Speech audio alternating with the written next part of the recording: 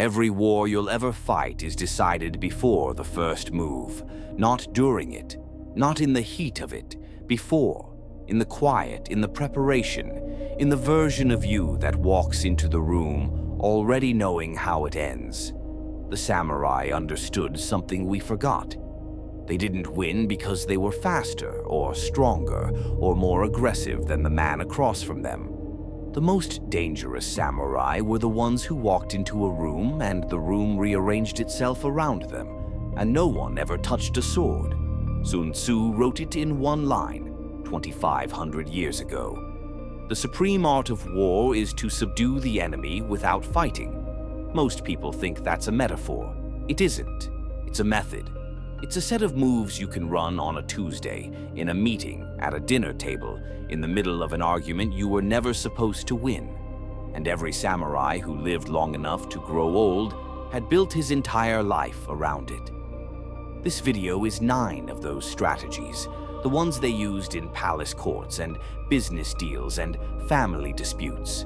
The ones that worked 400 years ago and work better now because nobody around you is using them. Which means the moment you start, you become the only person at the table playing a different game. Everyone else is swinging. You're already 3 moves ahead, sitting still. The first one decides whether you're a player or a piece. Pay attention. The samurai who lasted didn't decide what to do when they got there. They decided who they were before they left the house. This is the first thing, and it's the thing almost no one does. Most people walk into the hard conversation raw. They figure out their answer in real time, in front of the person they're trying not to lose to. They improvise, and improvisation, under pressure, is just panic with better posture. Sun Tzu said every battle is won before it's fought. He didn't mean it poetically. He meant it operationally. The general who has already counted the ground, the weather, the morale, the supply lines. That general has nothing left to discover on the day of the battle. He's not nervous. There's nothing to be nervous about. He already lived it. You can do the same thing, and it costs you nothing but the time to sit still before you move. Here's the mechanic. Before the meeting that scares you, before the call you keep putting off, you sit down somewhere quiet and you run it. Not the version where it goes well, the version where it goes wrong. You imagine the other person at their sharpest, their coldest, hitting you with the exact thing you're most afraid they'll say. And you sit in that calmly, and you watch yourself answer. You do it 3 times, 4, until the fear runs out of new moves. Then you walk in, and here's what they see. They see a person who isn't reaching for words because you found them yesterday. They see calm where they expected to find a crack, and they read that calm as strength. It isn't strength, it's preparation that's old enough to look like instinct. The samurai called this the empty mind, mushin, but the emptiness was earned. You only get to be empty in the room because you were full of it the night before. People think the confident person was born that way. They weren't. They just got there first. Alone, where you couldn't see them rehearse. Win before you walk in. That's strategy 1. Miyamoto Musashi, the greatest swordsman who ever lived, wrote that the strongest stance is no stance at all. Think about what that means. The man who killed 60 opponents and was never defeated is telling you the highest skill is to look like you're doing nothing. No tension, no telegraph, no performance of readiness. Because the performance, that's the leak. The moment you brace, you've told the other person where you're weak. You know this person. You've sat across from them. The one in the argument who never raises their voice and somehow wins anyway. While everyone else is getting louder, getting faster, leaking heat all over the table, this person just sits. And the stiller they get, the more the room bends toward them. It feels like a magic trick. It isn't. It's a vacuum. People cannot stand silence, so they rush to fill it, and everything they pour into that silence is information they meant to keep. The deal they'd actually take. The fear under the bluff. the thing they swore they wouldn't say. The mechanic is 3 small things, and they are brutally simple. The half-second pause before you respond, the one that makes the other person wonder what you're thinking. The eye contact held 1 beat past comfortable, and the choice, sometimes, to simply not explain yourself. To let a statement land and not chase it with a justification. Most people negotiate with the room the entire time they're in it. Every fast word is a small concession. The still person isn't negotiating. They're setting the terms and letting everyone else exhaust themselves arguing against a wall. There's a discipline under this, and you should be honest with yourself about it. Stillness is hard because it feels like you're losing. The silence stretches and your whole body wants to fill it, to smooth it over, to prove you're not afraid. Don't. The discomfort you feel in that silence is the exact discomfort that's about to break the other person first. Whoever moves first loses the frame. People who talk fast are negotiating with the room. People who don't are setting the terms. Stillness is a weapon. That's strategy too. There was a scroll passed in secret between sword masters called the Heiho Kadensho. And one of the things it taught was this. The opponent tells you he's going to strike before he strikes. Not with his mouth, with his weight, with his breath, with the half-inch his shoulder drops before the blade moves. The words are the decoy. The body is the signal. You've been listening to the wrong channel your whole life. You listen to what people say, and people have been lying with words since the day they learned to speak. But almost no one can lie with their body because the body answers before the mind gets a vote. The friend who says, "I'm fine," you believe them because the word is fine. But watch them when they say it. The hands tightened, the breath went shallow and high, the gaze slid off you for just a second before it came back.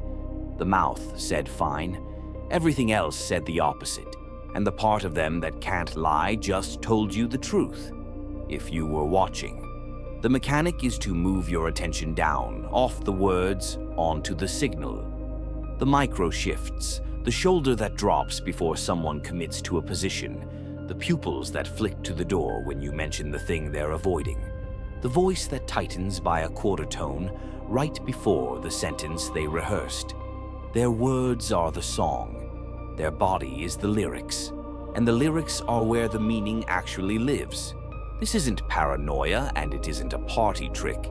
It's the difference between reacting to what people perform and responding to what's actually happening. When you can read the wind, a negotiation stops being a contest of statements and becomes something closer to reading a hand of cards face up. You know the man's going to fold before he knows it himself, because his body already filed the paperwork. And here's the quiet edge it gives you. People feel understood by you, and they don't know why. You answer the thing they didn't say. You address the fear under the question. They walk away thinking you're perceptive, almost unnervingly so, when all you did was stop listening with only your ears. The people who can be lied to are the ones who only listen with their ears. Read the wind, not the words. That's strategy 3. The samurai bowed to his opponent before he drew his sword, and most people read that as ceremony, manners, a relic of a more honorable age. It wasn't manners. It was strategy wearing the mask of manners. The bow did 2 things at once. It oriented him. It said, "I see you. I respect what you're capable of. I am not underestimating the man in front of me." And underestimation is how skilled people die. But the bow did something to the opponent too. It lowered the temperature. It signaled safety. And a man who feels respected drops his guard a fraction, and a fraction is all a samurai ever needed. You see the modern version of this every time real money changes hands. Watch a good negotiator open. They don't come in cold and hard. They complement the other side's last deal. They acknowledge how well-run the operation is. They make the counterpart feel seen, respected, a little flattered, and then from inside that warmth, They propose terms that quietly gut them. This is the part most people get exactly backwards. They think aggression projects strength, so they come in hard, chest out, making sure everyone knows they won't be pushed around. And all that does is tell the other person to brace. You hardened them. You handed them their guard. People sharpen their defenses for a threat. They lower them for respect. The mechanic is to lead with genuine acknowledgement before you move. Find the real thing you respect about the person across from you. And there's almost always a real thing. And say it plainly before you make your ask. Not as flattery. Flattery is transparent and it backfires. As orientation. You're telling them you're not their enemy. And in that softened second, you set your terms. There's a deeper principle here, too, and it's the one that separates this from manipulation. The bow is real. The samurai actually did respect his opponent. That's why he survived. The ones who couldn't bow, who needed to feel superior to feel safe, those were the ones who walked into a fight already blind to how they'd lose. Contempt is a blindfold. Respect is reconnaissance. The people who can't bow can't win. They mistake their pride for their advantage. Bow before you cut. That's strategy 4. Musashi won maybe his most famous duel without a sword. His opponent was a master, waiting on the shore, blade ready, prepared for the fight of his life. And Musashi rode in late, on purpose, and stepped off the boat carrying a wooden oar he'd carved on the way over into the rough shape of a blade. The master had spent days preparing for a sword fight. Musashi handed him a fight he'd never trained for and ended it in one strike. The lesson isn't about oars. It's this. The opponent prepares for the fight he's seen before, so you show up to a different one. Everyone around you is training for the same battle. In your industry, in your family, in every room you walk into, there's a default weapon, the thing everyone assumes the fight is about. In some rooms, it's credentials. In some, it's volume. In some, it's raw aggression, who can push hardest. And because everyone's bringing the same weapon, everyone's also defended against exactly that weapon and nothing else. So change the weapon. If everyone in the room is bringing data, bring a story. Because no one defends against a story, they just feel it. If everyone's bringing volume, bring silence. And watch the loudest person in the room start to look unstable next to your calm. If everyone's bringing aggression, bring patience and let them spend all their force swinging at air. The mechanic is simply this. Identify the weapon everyone expects and refuse to fight with it. Win on an axis they never armored. This is how the person with less experience beats the person with more. They don't try to out-credential the expert. That's the sword fight the expert has already won 100 times. They reframe. They make the room about lived experience instead of letters after a name, about conviction instead of citations, and suddenly all the expert's preparation is aimed at a fight that isn't happening. People prepare for the fight they've already seen. The samurai shows up to one that's already over. The empty hand, that's strategy 5. There's a line in the Hagakure, the samurai's code, that gets quoted wrong constantly. The way of the samurai is found in death. People hear that and think it's about glory or recklessness, some death wish dressed up as honor. It's the opposite. It means, make your peace with the worst outcome, fully, in advance, and once you have, nothing in the room can move you. The man who has already accepted that he could lose everything is the only truly free man at the table, because you cannot pressure someone who has nothing left to protect. This is the strategy of the longer breath. Watch any high-stakes negotiation and find the person who can sit in the silence the longest, not the loudest, not the most prepared even, the one who is most comfortable with the deal falling apart. That person sets the price every time because everyone else in the room is being quietly governed by their own fear of walking away empty-handed. They need the deal, and need is visible. Need leaks out of every fast concession, every nervous follow-up, every time they fill a silence they should have let sit. The mechanic is to decouple your survival from the outcome before you ever enter the room. You decide beforehand that you can walk, that you will be fine if this falls through, not as a bluff, as an actual internal fact you've made true. And then you let everyone feel it. You don't announce it. You don't threaten to leave. You simply carry the one posture that can't be faked, the calm of a person who doesn't need this. And the strange thing, the thing that feels almost unfair once you've felt it work, is that the moment you genuinely don't need the outcome bends toward you. The job offer comes up. The deal improves. The person who was holding firm softens. Because they can feel that you're the only one in the room who isn't afraid, and that fearlessness reads as leverage you didn't have to claim. Desperation is visible. Patience is invisible. Whoever holds the longer breath holds the room. Outlast, don't outpunch. That's strategy 6. Musashi had a teaching he called the body of a rock, an immovable spirit, a mind that does not flinch, does not chase, does not get baited into the other person's tempo. This is the one that protects all the others, because every strategy so far can be undone by a single thing: losing your center. The moment someone gets under your skin, says the thing designed to make you react, and you take the bait, every advantage you built collapses. You're no longer playing your game.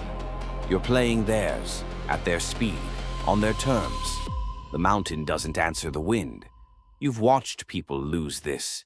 Someone says the cruel, precise thing. The insult aimed at exactly the insecurity you try to hide, and you can see the other person come apart in real time. Their voice climbs. They start defending the thing they shouldn't even acknowledge. They've been moved. And whoever moves you controls you. The provocation was never an attack. It was a steering wheel, and you handed it over. The mechanic is to treat every attempt to provoke you as information, not injury. When someone tries to bait you, the very fact that they're reaching for a cheap shot tells you something. They've run out of better moves. They're trying to move you because they can't outposition you. So the bait itself is a confession of weakness. You note it. You feel the pull to react. And you stay the mountain. You answer slower, not faster. Quieter, not louder. You let the provocation pass through the space where your reaction was supposed to be and find nothing there to grab. This is not suppression, and the difference matters because suppression cracks. You're not pretending the jab didn't land. You're refusing to let the jab choose your next move. The feeling can be there. The reaction is yours to withhold. That gap between what you feel and what you do is the entire kingdom. Most people don't have it. The mountain is nothing but that gap made permanent. And here is what it does to the room.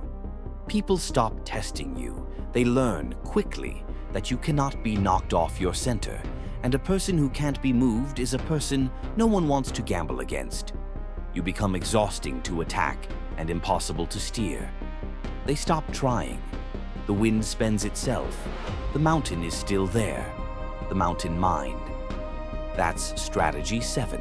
For all their patience, all their stillness, the samurai had a doctrine about the moment of action, and it was merciless. When you finally move, cut once, cut clean.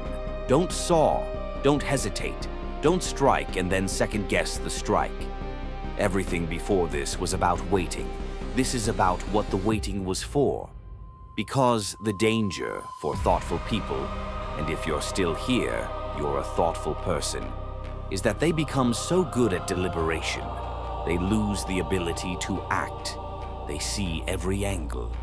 They wait for the perfect moment, and then they wait past it, and then they wait until the moment is gone, and call their hesitation wisdom.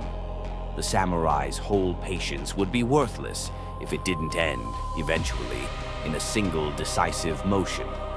Stillness without the capacity to strike is just fear with good branding. The mechanic is to separate the deciding from the doing, completely. You take all your time before the decision. You read, you wait, you let the situation ripen. But once you've decided, you move in one timing, with no part of you left behind to relitigate it. You send the message, you make the offer, you end the relationship, you quit the job, and you do not spend the next 3 days reopening the question, leaking energy backward into a thing you already settled. Watch how the most effective people you know operate, and you'll see this rhythm. Long stillness, then sudden total commitment. They're slow to draw and instant to cut. The opposite, the person who's quick to threaten and slow to follow through. Telegraphs everything and lands nothing. The whole room learns their moves are noise, but the person who is silent and then simply acts once, cleanly, fully, that person is feared because there's no warning and no wobble. By the time you see the strike, it's already finished. There's a freedom in it too that most people never taste. The second guessing, the replaying, the slow bleed of regret over a decision already made. That's the real exhaustion. Cut once and the wound on your end closes. You committed, you're done. You're already looking at the next thing while everyone else is still arguing with their own past choices. Hesitation telegraphs. Commitment lands. Cut once. That's strategy 8. There's a word the samurai used that didn't mean a single fight. Hey-ho. Strategy as a whole life. The understanding that you don't win once and retire, you become a certain kind of person, and the winning takes care of itself. This is the last strategy because it's the one all the others were building toward. The strongest samurai, the ones who lived into old age, spent their final 20 years almost never drawing a sword. They didn't have to. The threat alone did the work. Their name walked into the room 5 minutes before their body did, and the fight was over before it started. Because no one was foolish enough to begin it. You become that, and you don't become it in a single dramatic act. This is the part people get wrong about power, and it's why so many chase it in exactly the wrong direction. They think reputation is built in big moments, the one great speech, the one bold play, the viral instant. It isn't. Reputation is built in 500 small moments nobody clapped for. The promise you quietly kept when it would have been easier to break it. The composure you held in the meeting where everyone expected you to crack. The time you stayed the mountain, cut once, walked away from the deal you didn't need. Nobody saw most of those, but they compound. They accrete into something that walks ahead of you. The mechanic isn't a tactic. It's the acceptance that every single interaction is a deposit. Every conversation either adds to the thing your name means or subtracts from it. There's no neutral. The samurai treated the smallest exchange with the same seriousness as the duel, because he understood they were the same thing measured at different scales. And the man you are in the small moments is the man you'll be in the large one, because you won't have built anyone else. So you stop waiting for the big moment to be impressive. You become precise in the small ones. You keep the word. You hold the center. You let the work be quiet and let it stack. And one day you notice that the rooms have changed, that people are careful with you now, that things resolve in your favor before you've said much at all, that you've become someone others orient around without quite knowing why. The strongest samurai never had to draw his sword in his last 20 years. The threat alone was the strategy. Become unkillable. That's strategy 9. The samurai who survived past 60 didn't survive because they were better with a blade. They survived because they had already buried themselves in their own minds, walked through every version of their own death, and come back to the world holding nothing it could take from them. Most people will hear 9 strategies and pick the one that's easiest. That's fine. It's how everyone starts. A few will sit with all 9 and notice they aren't 9 separate tricks. They're one doctrine wearing 9 masks: preparation, stillness, Reading, disarming, reframing, waiting. The immovable mind, the single clean cut, the long compounding. Said 9 ways, they are all the same thing. Stop reacting to the world and start arranging it. Which one of those people are you? Most will forget by morning. A few will start tomorrow. The samurai are gone. The code isn't. This is the Serpent Code. I'll see you in the next episode.